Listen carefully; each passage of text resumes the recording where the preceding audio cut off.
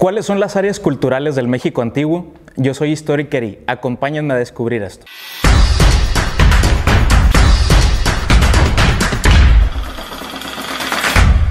El actual territorio nacional, como nosotros conocemos a México desde su frontera norte hasta la frontera sur, es decir, desde Tijuana hasta Chiapas, pues comprende cierta cantidad de kilómetros, pero en el México antiguo no teníamos esta delimitación. Incluso algunas de las grandes civilizaciones de nuestro país, o que podemos considerar como parte del México prehispánico, se ubicaron en el sur de los Estados Unidos y otras de ellas incluso hasta Centroamérica o Sudamérica. Es decir, el México antiguo pues abarcaba una gran inmensidad de territorio que vamos a tratar de seccionar en tres partes. Estas propuestas de sección las propuso Paul Kirchhoff y básicamente son las que nos han reiterado durante toda la vida, que es Mesoamérica, Aridoamérica y Oasis América. Vamos a tratar de establecer cuáles son las características de cada región cultural para poder entender el contexto en el que nacen estas culturas o en el que nacen estos pueblos o civilizaciones. De entrada, tenemos que considerar que la geografía siempre juega un papel bien importante para poder entender cómo es que las comunidades, las poblaciones, las mujeres, los hombres, los niños, las niñas del pasado pues pudieron desarrollar la vida que tuvieron. Entonces, vamos a empezar con esta clasificación.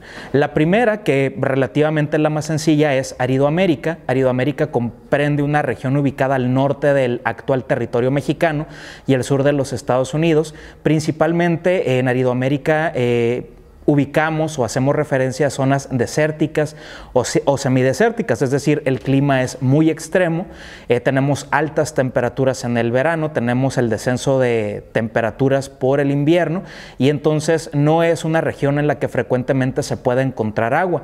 La gran mayoría de estos territorios que se encuentran al norte del actual territorio mexicano y al sur del actual territorio estadounidense tienen un común denominador, o el hilo conductor es la falta de agua. Entonces la gran mayoría de estos pueblos van a dedicarse a la caza y a la recolección, es decir, son nómadas o son seminómadas. Por citar un ejemplo, para el caso de Baja California, que es donde yo me ubico, imaginemos el actual territorio del estado de Baja California, pues tiene estas características. Tiene un clima semidesértico con cadenas montañosas, con algunos valles y con algunas mesetas que pues presentan altas temperaturas en el verano y el descenso considerable de las temperaturas en el invierno, a tal grado que pues hay zonas donde tradicionalmente pues cae nieve en las temporadas de más frío. Entonces a esto nos referimos. Entonces las comunidades del pasado iban caminando conforme las estaciones del año se los fueran indicando o se los fueran proponiendo. Por ejemplo, en el verano las personas caminaban hacia las costas porque en ese momento las costas pues ofrecían un poco de frescura y se aprovechaban los insumos de la misma naturaleza, es decir, algunos mariscos, algunos moluscos, algunas conchas que se podían comer o que se podía consumir, y entonces en los trayectos de un sitio a otro iban cazando algunos pequeños animales, algunos roedores, algunas liebres, algunos conejos, algunos venados tal vez, igual iban recolectando algunos frutos silvestres que podían encontrarse en el camino y eran para el consumo humano. Pensemos que no solo era la caza y la recolección, sino que en aquel momento ya había algún tipo de cestería o de cestos tejidos con algunas fibras de árboles o de plantas, y entonces estas canastas pues servían para almacenar en muchos casos semillas y también en muchos otros casos también sirvieron para almacenar agua. Por ejemplo, regresando al caso de la península de Baja California, los indígenas que aquí viven, que descienden de un gran conglomerado que se conoce como Yumano, aprendieron a tejer también las fibras de los árboles y de las plantas, las fibras vegetales, que los cestos que hicieron podían almacenar agua para transportar de un sitio a otro, es decir, la canasta estaba tan bien tejida y tan bien apretada, tan bien elaborada, que no permitía que el líquido se saliera. Entonces de esta manera se podía aprovechar pues todo lo que la naturaleza daba. Pensemos también que había algunas partes de los animales, como las pieles, que servían para hacer algunas también recipientes para almacenar algunos líquidos, y entonces de esta manera los cazadores recolectores se apoyaban en las temporadas en las que no tenían tanto éxito para poder conseguir alimento o para poder conseguir conseguir agua. El paisaje, por ejemplo, va desde lo húmedo seco hasta lo templado frío. Podemos encontrar algunos bosques, por ejemplo, que proveen la bellota o que proveen los piñones, el pino piñonero, y también pues estos árboles pues podían ser una muy buena fuente de alimentos, ¿no? Es decir, todas las culturas pues fueron viendo qué era lo que el medio ambiente les ofrecía, y entonces pues en ese sentido fueron utilizando las habilidades que habían adquirido, que habían aprendido. Recordemos que ya habíamos dejado atrás la etapa lítica o estábamos en ese proceso, es decir, ya se estaban utilizando las piedras para hacer choques, para hacer fricciones, para poder tal vez pegarle a una bellota con una piedra sobre otra piedra y poder sacar el contenido más fácilmente. Los guajes también, que son unas frutas del desierto, que daba la cáscara totalmente seca y podía transportar agua. Es decir, las personas se fueron habituando al medio ambiente que ellos tenían, ¿no? La gran mayoría de los pobladores, pues obviamente, pues por necesidad humana van a tratar de buscar las fuentes de abastecimiento de agua. Es decir, van a tratar de buscar las zonas donde posiblemente pudiera haber un ojo de agua, donde posiblemente pudiera correr un río en el invierno, donde posiblemente tal vez no tan lejano una montaña que se estaba deshielando, pues podía permitir el acceso al agua. Entonces, dentro de las culturas, por ejemplo, que se ubican en Aridoamérica, que es la zona cultural a la que estamos haciendo referencia en este momento, podemos destacar una que es la apachería. Apachería es un nombre, es un adjetivo con el cual se denominaba genéricamente a todos los habitantes del actual territorio mexicano o a los que vivían en esta zona de Aridoamérica. El nombre les fue dado por los mexicas porque la apachería era básicamente pues pueblos sin cultura tan centralizada, o algunos pueblos un tanto salvajes, ¿no? Bueno, dentro de la apachería principalmente vamos a ubicar los estados de Chihuahua y de Coahuila, y básicamente pues la subsistencia en ese momento era la caza y la recolección. Vamos a ver también que otra de las áreas culturales que propone también Paul Kirchhoff es Oasis América. Oasis América es un enclave. ¿Qué significa eso? Al ver nosotros el mapa de la actual República Mexicana, igual pues para los que están escuchando el podcast, pues para que se imaginen, si recordamos el mapa de la República Mexicana, pues podemos notar que el norte de México, que acabamos de decir que es la gran Aridoamérica, pues carece justamente pues de fuentes de abastecimiento de agua, o son muy escasas. Pero resulta ser que hay un subsistema, hay un enclave, hay una parte geográfica dentro de Aridoamérica que va a convertirse literalmente en un oasis en medio del desierto. Entonces Kirchhoff, al identificar esta zona, pues le propone el nombre o le asigna el nombre de Oasis América. Entonces Oasis América es una región, sí, también árida, también con un clima extremo, también en el verano con altas temperaturas, con un descenso también considerable durante el invierno, pero la única diferencia es que en Oasis América sí va a haber fuentes y va a haber manantiales de agua. Entonces, ¿a qué territorios específicamente nos estamos refiriendo en este momento? Pues nos estamos tratando de ubicar en los estados de Arizona, Utah, Nuevo México, Colorado, Nevada, California, Idaho y Wyoming, en el actual territorio de los Estados Unidos. La propuesta de Kirchhoff dice que parte de la Baja California y de Sonora también se ubican dentro de esta concepción de Oasis América, porque para el caso de la antigua California o Baja California, pues está el río Colorado, que va a proveer el agua a los pobladores yumanos de esta parte, y para el caso del estado de Sonora pues están los ríos Yaqui y Mayo, que pues van a proveer agua justamente a estas culturas, ¿no?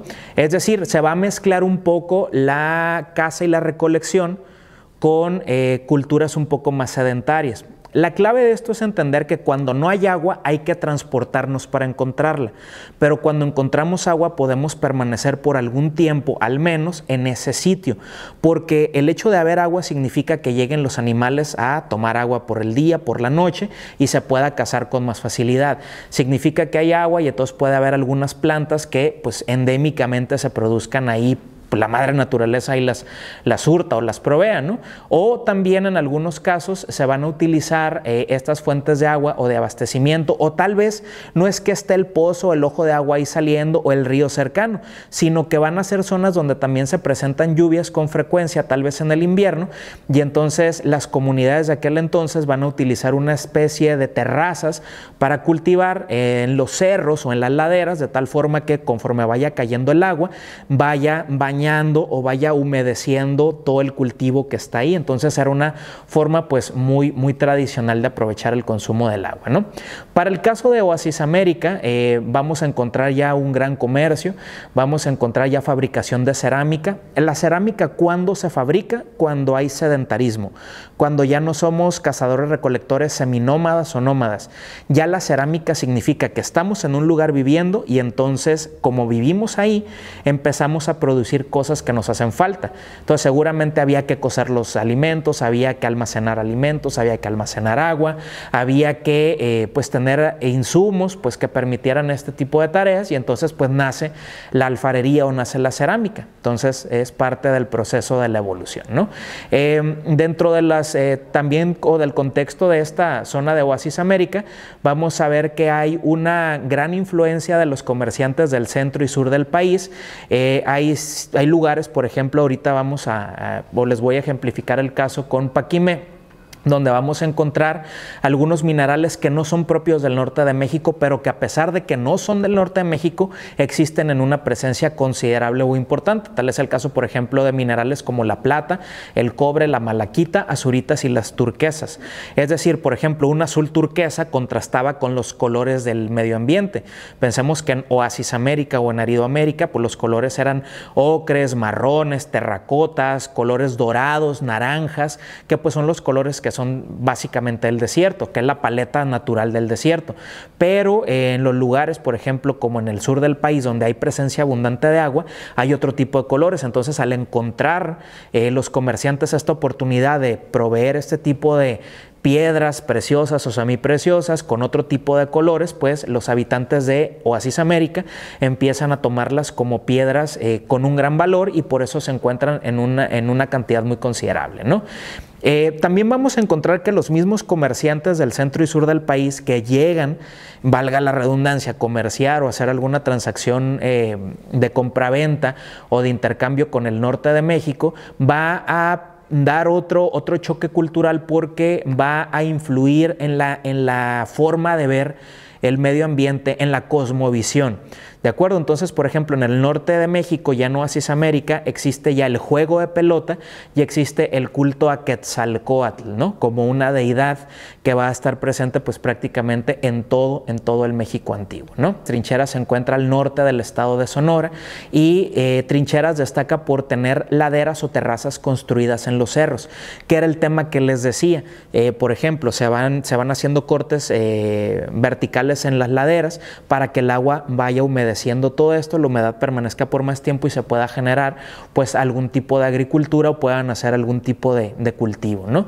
Obviamente, tanto en Oasis América como en Arido América vamos a tener presencia importante de comunidades que viven en cavernas, que viven en cuevas, que viven en abrigos rocosos, y la gran marca que dejaron, por ejemplo, los habitantes de Oasis América y Arido América son las pinturas rupestres o la gráfica rupestre, es decir, cuando con fibras vegetales, cuando con salvia de algunas plantas, con la sangre de algunos animales, con la baba, por ejemplo, de algunas cactáceas, se van haciendo los colores primitivos, y entonces los hombres y las mujeres de aquel entonces, pues con sus manos empiezan a plasmar la figura humana, que se conocen como antropomorfas, es decir, como con figura un tanto humanoide, o también se van a representar algunas partes de la naturaleza, incluidas plantas y animales, ¿no? Entonces esto se va a presentar durante todo este tiempo que estamos hablando. El gran ejemplo de Oasis América, como lo mencionaba hace algún momento, es Paquimé. Paquimé se ubica en el municipio de Casas Grandes, en Chihuahua. Y se caracteriza Paquimé por ser una cultura sedentaria en medio del desierto. Literalmente Paquimé es un oasis justo en medio del desierto chihuahuense, ¿no? Entonces Paquimé se ubica en las orillas de los ríos Piedras Verdes, San Pedro y San Miguel, en el estado de Chihuahua. Y el caso de Paquimé es genial porque ellos supieron utilizar muy bien los recursos que la naturaleza les dio. Por ejemplo, en Paquimé el agua logró canalizarse, es decir, logró desviarse uno de los ríos más cercanos para introducir el agua por canales a Paquimé. Entonces las casas estaban construidas chaparritas, de acuerdo, con techos de palma y de madera. Eran unas construcciones tipo adobe que permitían la frescura del interior, y al interior de cada casa habitación corría un río de agua a las 24 horas, de acuerdo, que era pues utilizado para pues las labores domésticas o para el consumo humano. Entonces quienes habitaron en Paquimé pues lograron identificar bien qué era lo que podía suceder con el agua, y entonces hasta la fecha pues han sido considerados como unos grandes constructores en obra hidráulica, porque pues lograron entubar o lograron canalizar pues uno de los ríos para que Paquimé tuviera agua a las 24 horas, canales que hasta la fecha siguen funcionando y canales que hasta la fecha siguen transportando agua, ¿no? En Paquimé existen 2 juegos de pelota. Eso nos habla de la presencia importante de las culturas de Mesoamérica, que son las del centro y sur del país, y nos habla de un comercio muy activo, es decir, tal vez lo que aquí en Aridoamérica y Oasisamérica se producía, pues le interesaba a los del centro y sur, y lo que se producía en el centro y sur, pues nos interesaba a los del norte, y entonces los contactos comerciales pues siempre van a existir, ¿no? Para el caso de Paquimé, la cerámica es muy tradicional, es muy característica, porque todas las vasijas, por ejemplo, ya empiezan a aparecer pintadas. Los colores que se utilizan básicamente son el negro y el ocre, o el marrón o el rojo, un rojo casi guinda, ¿de acuerdo? Y entonces en Paquimé ya hay figuras geométricas, ya los artistas o los artesanos de aquella época ya empiezan a poner algunas figuras, y sobre todo se empiezan a hacer ya algunas vasijas o figurillas de los dioses o de los hombres, es decir, ya se le empieza a poner rostro a las deidades, y ese también va a ser un momento muy importante. En Paquimé hay una presencia también muy importante de guacamayas. La guacamaya pues sabemos que tiene colores vistosos como el verde, el turquesa, el amarillo, el rojo, el azul rey. Entonces, al ser colores que no estaban habituados a ver los habitantes del norte de México, de esto está documentado en todas las fuentes históricas. Los comerciantes, los pochtecas, que pues eran los que, o los tamemes, que eran los que cargaban las cosas, pues eran los que tenían este contacto con Paquimé, y entonces surtían de guacamayas pues prácticamente a esa ciudad, que las tenía como una especie de deidad, ¿no? Otra también de las culturas que se ubica en Oasisamérica, también un poco desconocida, es una que se llama Jojocam. Esta cultura se ubica básicamente en Arizona, y literalmente es una comunidad enclavada en las montañas, en lo fresco de las montañas, aprovechando la humedad de las montañas, de los riscos, de los peñascos, con algunas pilas para almacenar agua. Podemos ver algunas fotografías, o imaginen, por ejemplo, para los que nos están escuchando, que cerca de estas comunidades o de estas ciudades dentro de la roca había bosques muy cerca que pues podían ofrecer el agua, y que podían ofrecer pues algún tipo de semilla comestible, ¿no? Entonces ya miramos Aridoamérica y Oasisamérica, comparten algunas similitudes.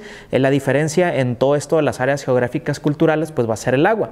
La que nosotros más recordamos seguramente, y que desde la primaria ahí nos estuvieron diciendo es la más famosa que propuso Paul Kirchhoff, que es Mesoamérica. Entonces en Mesoamérica básicamente se va a extender desde el centro del país y hasta Centroamérica, incluso hasta la parte más norteña de lo que va a ser Sudamérica o América del Sur. Y entonces, ¿cuál es la característica de Mesoamérica? Hay agua en abundancia, y entonces al haber agua en abundancia, pues existen comunidades sedentarias que son 100% agrícolas, que no tienen que estar migrando de un lugar a otro para conseguir alimentos. Y entonces, al haber ya sedentarismo, pues las culturas empiezan a tener muchas similitudes, empiezan a compartir rasgos, empiezan a tener una idea de los dioses, de los fenómenos tan naturales, y entonces ya empiezan a nacer las grandes civilizaciones que nosotros pues tenemos muy grabadas, y que vamos a ver pues un poquito más adelante con más detenimiento, ¿no? Entonces, características o rasgos principales de Mesoamérica. pueblos agrícolas, aparece la producción del maíz, de la calabaza, de la chía, del frijol, del arroz, aparece, por ejemplo, el cultivo en las chinampas, la presencia en abundancia de agua para el consumo humano. Gracias a eso pues hay plantas, hay animales, hay quelites, hay diferentes especies que van a alimentar a las comunidades. Empiezan a hacerse las pirámides o los basamentos escalonados o algunos basamentos piramidales, empiezan a aparecer los centros ceremoniales, empieza a aparecer también o hace su aparición el chamanismo, es decir, la relación que tienen los hombres con las deidades y cómo poder controlar algunos fenómenos de la naturaleza. Se empieza a emplear el estuco, que es una especie como de cemento primitivo para recubrir las piedras. Se empiezan a construir patios, juegos de pelota, aparecen los signos numéricos, por ejemplo, para el caso de los mayas. Empieza el uso del calendario. Vamos a ver cómo los pueblos mesoamericanos medían el tiempo. La gran mayoría de ellos utilizaba dos calendarios, uno era el solar y el otro el agrícola, pero eran un engranaje perfectamente bien configurado y entonces pues les permitía predecir pues varias cosas, ¿no? La astronomía también, empezó a haber especialización del trabajo, había quienes cultivaban, quienes se encargaban a cazar, a recolectar, quienes se encargaban de construir, de educar a los hijos, las mujeres se encargaban de las labores del hogar y enseñar y educar a los hijos, es decir, ya empezó a existir la sociedad como nosotros la conocemos hoy en día, ¿no? Entonces son pueblos teocráticos, son pueblos que tienen la combinación de gobiernos con deidades y entonces ya hay un sometimiento y estamos hablando que ya están sentadas las bases para poder hablar de las culturas mesoamericanas, que son muchas, pero las vamos a ir seccionando. Para finalizar, las áreas geográficas culturales, ¿qué es lo que nos permite identificar o qué nos permite ver? Esta propuesta de Kirchhoff, que nace en el siglo XX, nos ayuda a entender cómo funcionan estas pequeñas tribus, estas pequeñas comunidades, cómo coexisten, por ejemplo, cómo se van armando, cómo se van defendiendo, cómo van utilizando los recursos del medio ambiente, las poblaciones del México antiguo. ¿Por qué hablamos del México antiguo? Porque recordemos que pues no teníamos fronteras, ¿de acuerdo? Entonces, sino el territorio por el que se movían los antiguos mexicanos era tan amplio que por eso se le denomina México antiguo. Entonces podemos tener muchos ejemplos. El norte, aunque sea árido y aunque presente climas extremos y su presencia o la presencia del hombre no haya sido muy monumental como estamos habituados a verlo en el centro y sur del país, también tenemos muchas historias que contar, al igual que Mesoamérica. Entonces poco a poco lo vamos a ir descubriendo. Entonces supongo que ya podemos responder la pregunta de cómo estaba dividido, cómo estaba configurado el territorio actualmente mexicano, pero que en el pasado se denominaba el México antiguo. Hasta la próxima.